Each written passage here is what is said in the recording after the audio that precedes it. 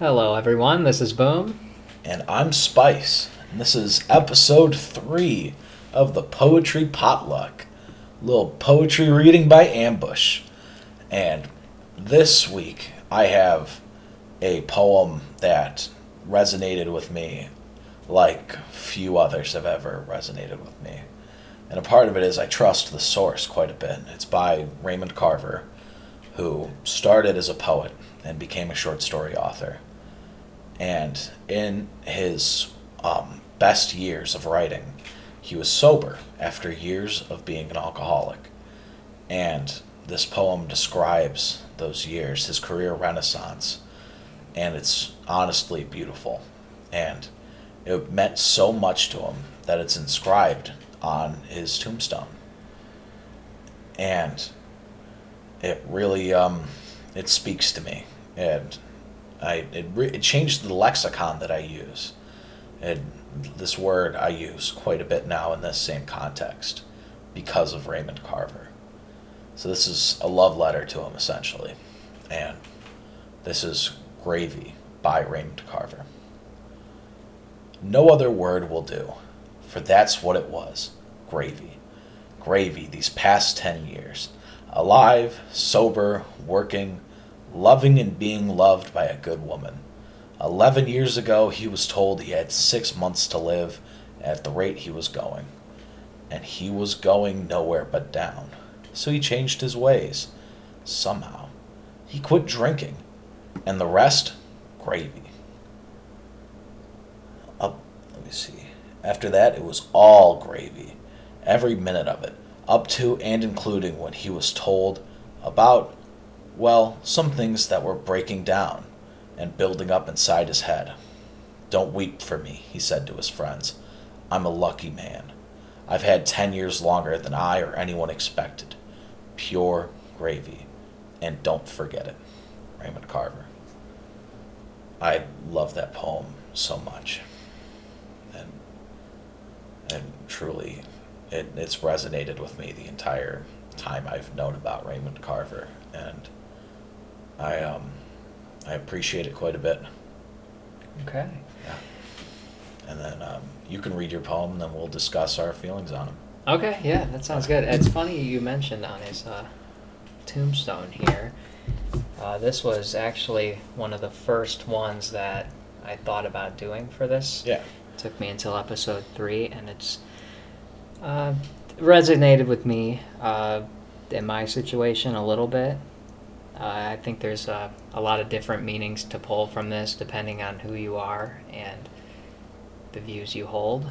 But it is Do Not Stand at My Grave and Weep by Mary Elizabeth Fry. Do not stand at my grave and weep. I am not there. I do not sleep. I am 1,000 winds that blow. I am the diamond glints on snow.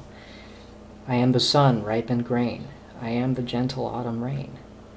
When you awaken in the morning's hush, I am the swift uplifting rush of quiet birds in circled flight. Oh, I am the soft stars that shine at night.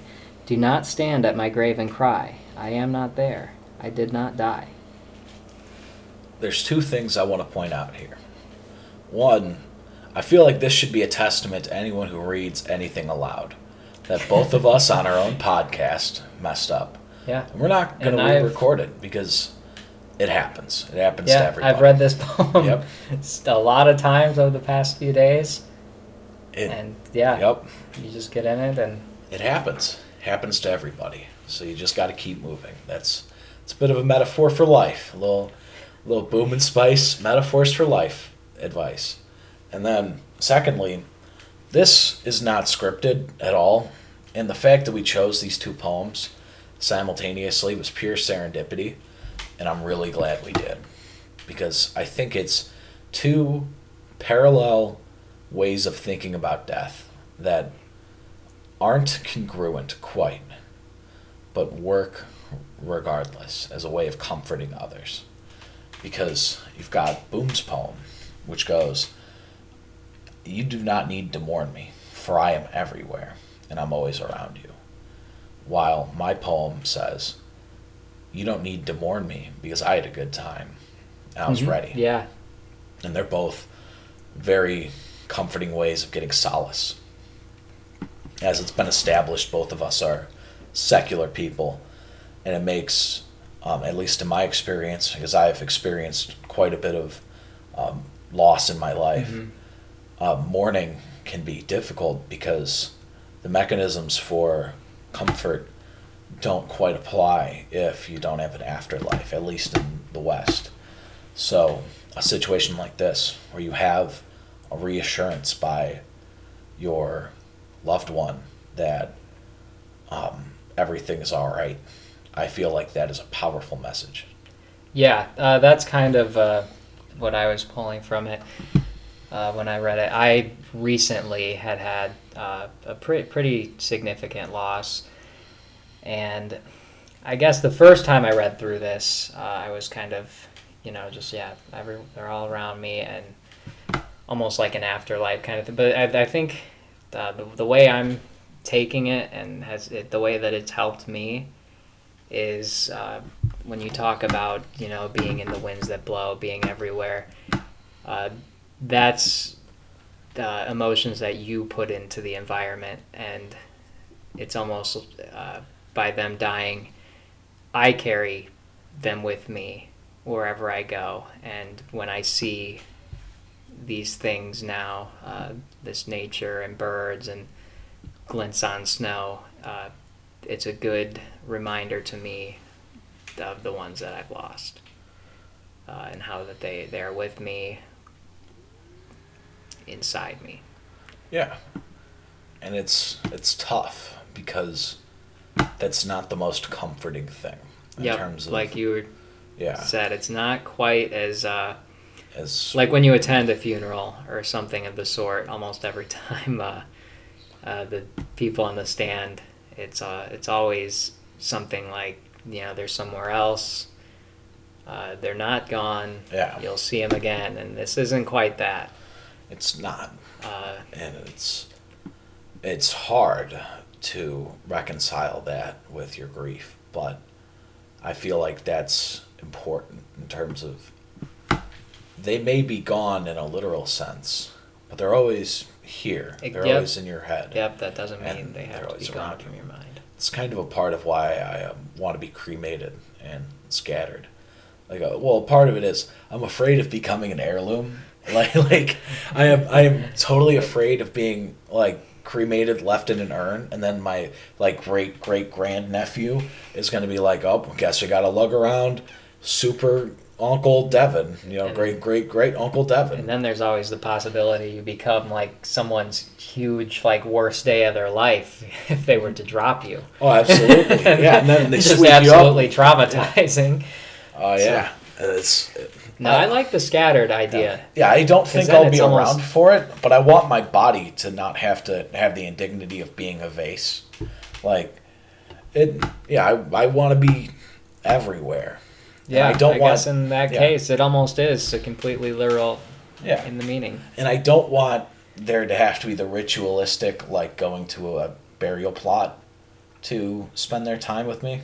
They can be... Yeah, they can look at the leaves on the trees. They can feel the breeze on their face, and they're like, yeah, that's Spice. That's that guy.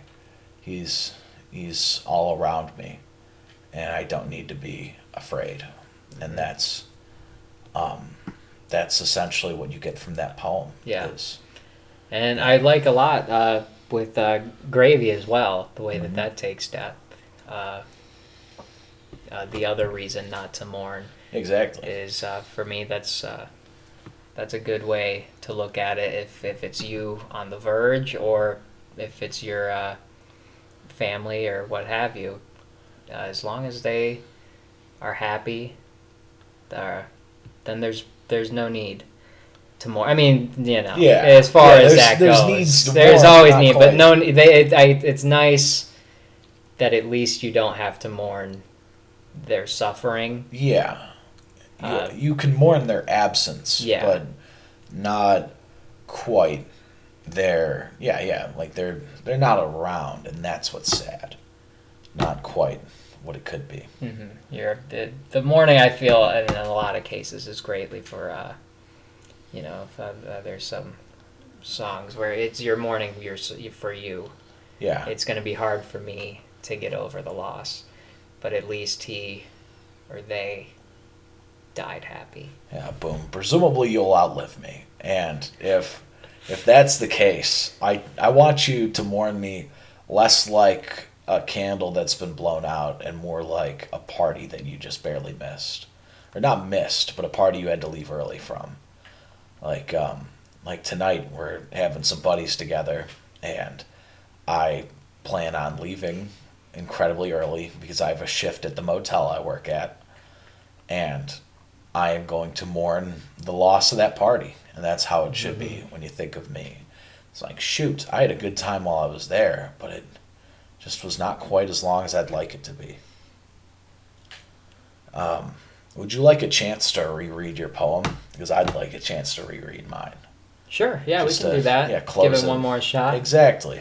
And then, yeah, just leave it there. Yeah, this feels like the one you should ruminate on, where it's, I don't know how we got so lucky to choose such similar poems. Yeah, I like absolutely no script coordination whatsoever. This is a potluck completely. Yeah, we just so no happened knowledge. Yeah, he brought the buffalo chicken dip and I brought the tortilla chips, and they just happened to complement each other beautifully. And on that note, boom, if you'd like to reread your poem, go right ahead. Absolutely. Do Not Stand at My Grave and Weep by Mary Elizabeth Fry. Do not stand at my grave and weep. I am not there. I do not sleep. I am 1,000 winds that blow. I am the diamond glints on snow. I am the sun on ripened grain. I am the gentle autumn rain.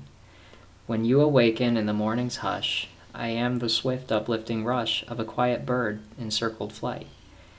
I am the soft stars that shine at night.